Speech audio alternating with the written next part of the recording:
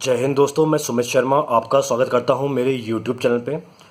और आज की जो बात है, अपन क्लास 9 की बात कर रहे हैं। चैप्टर का नाम है चैप्टर नंबर 6 टिश्यूज़, जो आपकी CBSE की NCERT बुक में दिया हुआ है।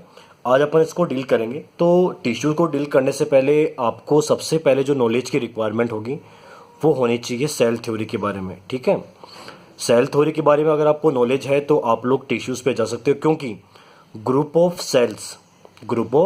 सेल्स को ही क्या बोलते हैं, टिश्यूज़। ठीक है, तो इसमें अपन आगे चलते हैं। मैं बात करता हूँ कोई भी लिविंग ऑर्गेनिज्म के बारे में। अगर कोई भी लिविंग ऑर्गेनिज्म है तो वो दो तरह से अपन उसको डिफाइन कर सकते हैं।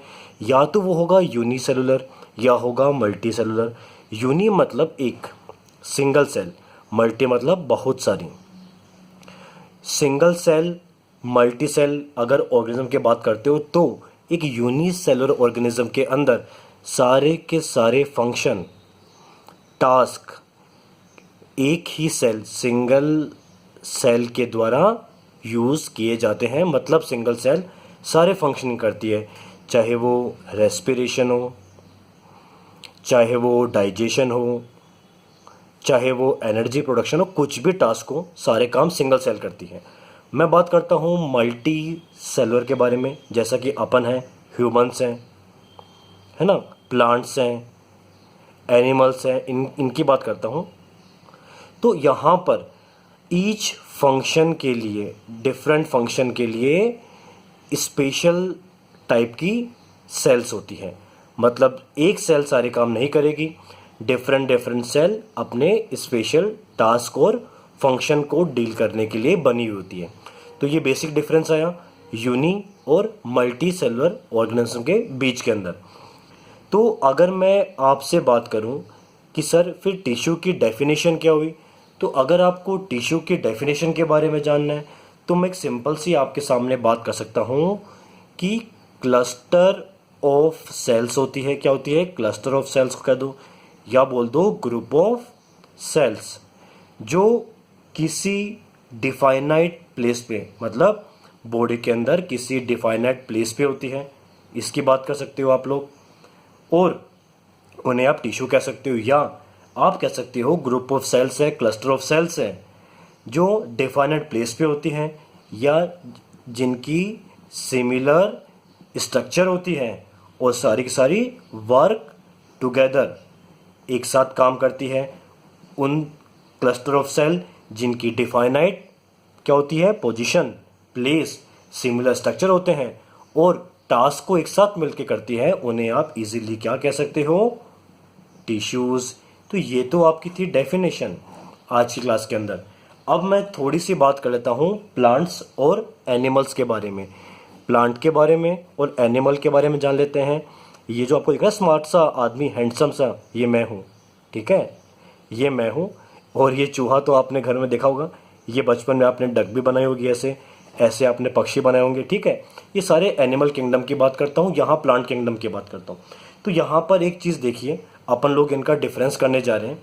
अगर मैं प्लांट की बात करता हूँ तो प्लांट क्या होते हैं, स्टेशनरी होते हैं बेटा। क्या होते हैं? स्टेशनरी। प्लांट्स होते हैं स्टेशनरी, बट अपन कैसे होते हैं, मोटाइल। अपन मूवमेंट शो करते हैं। क्यों मूवमेंट करते हैं? क्योंकि अपन को तीन चीज़ चाहिए भैया, रोटी, कपड़ा और मकान।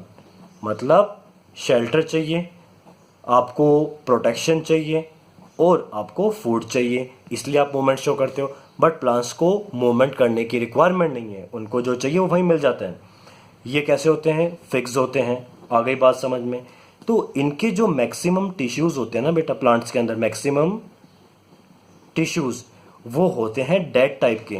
अपने जो मैक्सिमम टिश्यूज़ होते हैं ना, वो होते हैं लिविंग, मतलब एक्टिव होते हैं।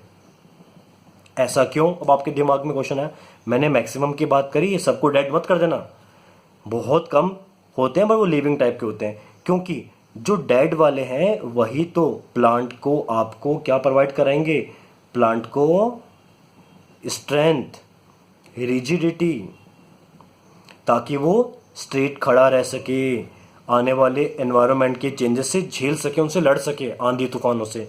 इसलिए प्लांट्स को स्ट्रेंथ प्रोवाइड करवाने के लिए डेड टिश्यूज़ ज़्यादा होते हैं। आपकी बॉडी को स्ट्रेंथ चाहिए बट उस लेवल तक नहीं चाहिए, क्योंकि आपको फ्लेक्सिबिलिटी करने हैं, योगा करने हैं, प्राणायाम करने हैं, आगे बात समझ में, भागना है, कूदना है, मूवमेंट शो करनी है। इसीलिए अपने मैक्सिमम टिश्यू डेड नहीं होते, लिविंग टाइप के होते हैं। ये बात समझ में है आपको। फिर देखो अपन आगे चलते हैं। अगर ये डेड हैं तो इनको मेंटेनेंस जो होती है ना बेटा, वो बहुत कम चाहिए होती है, अपने वाले को मेंटेनेंस ज़्यादा चाहिए होती है। ये आपके दूसरे पॉइंट्स हो गए।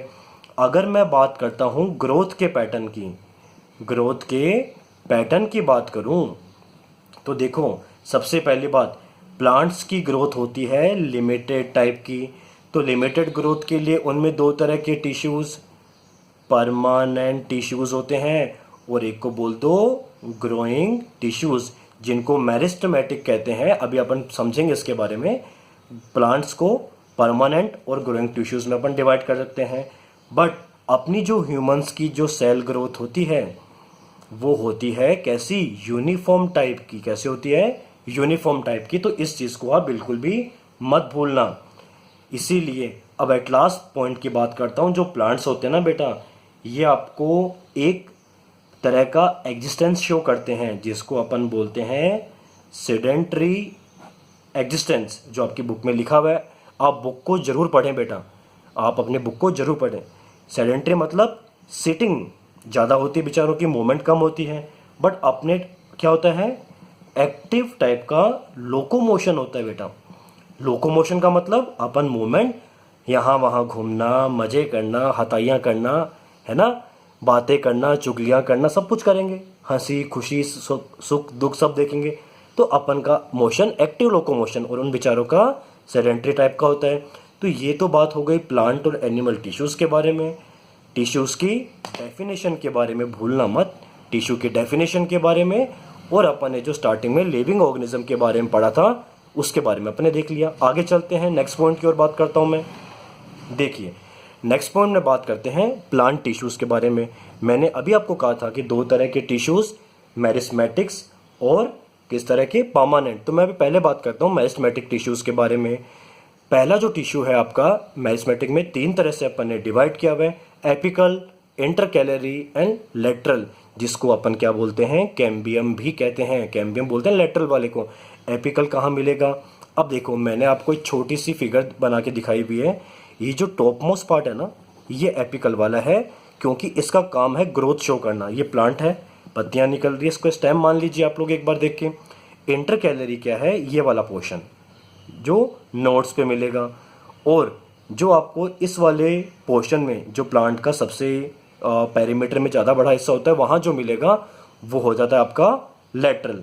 तो अब इनकी डेफिनेशन समझते हैं, कौन कौन से पोर्शन में मिलते हैं, किस तरह से वर्क करते हैं, इसको समझते हैं अपन। ठीक है, देखिए जी, एपिकल की बात करता हूँ सबसे पहले। एपिकल में देखिए इनका है क्या, ये कहाँ मिलते हैं आपको, प्लांट्स के ग्रोइंग टिप के ऊपर मिलेंगे।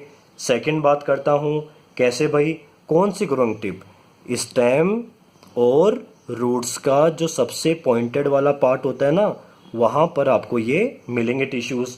ठीक है, इनका वर्क क्या है, इनका वर्क है सर, ये लेंथ इंक्रीज करते हैं हमारे स्टेम एंड रूट सिस्टम की। आ गई बात समझ में आपको। ये आपका स्टेम्स का एपिकल वाला पार्ट हो गया।